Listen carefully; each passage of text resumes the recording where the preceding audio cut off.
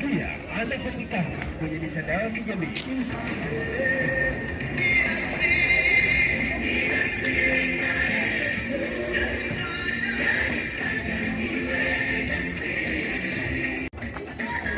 Shalom, shalom mpenzi msikilizaji, kama unavyoona tumekwisha kuanza kituo kipya katika maeneo haya. Kama unavyoweza kuona, kama nilivyosema, sasa ni kijiji kwa kijiji.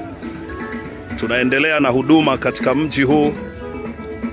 Niwakaribishe watu wote, kituo chetu kitakuwa mahali hapa, mahali unapoweza kupaona. Kwa tutambariki Yesu mahali hapa.